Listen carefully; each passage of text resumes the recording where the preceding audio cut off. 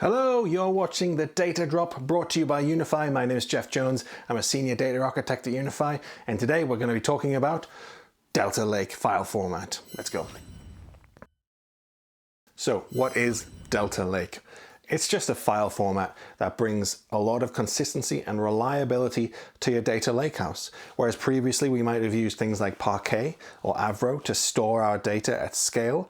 These are great because they're really compressible. If you have sort of low cardinality data, it's super performant, but it's effectively just a file on a file server somewhere. Delta Lake adds a layer of transactional logging to that file format, so you get the good compression. You can throw hundreds of millions of records in one environment, but with this Delta Lake transaction log on top of it, you get what we call ACID compliant transactions, where things get tracked.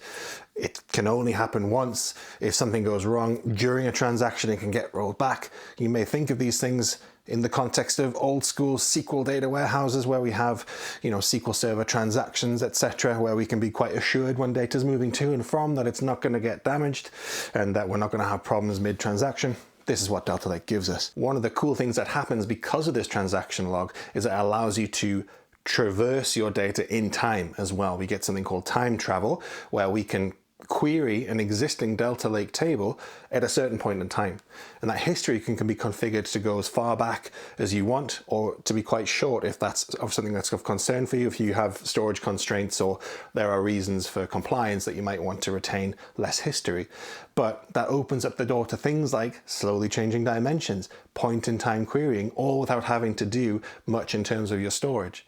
So a great analogy is to think of traditional data lake formats as being a filing cabinet that's loosely organized, and Delta Lake as being a professionally run library with a catalog and someone who knows where everything is, and you can get to it quickly and easily. You see a huge uptick in performance when you move from Parquet to Delta Lake, and it also opens up some really cool features like Delta sharing and Unity catalog, and all these things rely on that file format because of this transactional logging. So I hope that was useful.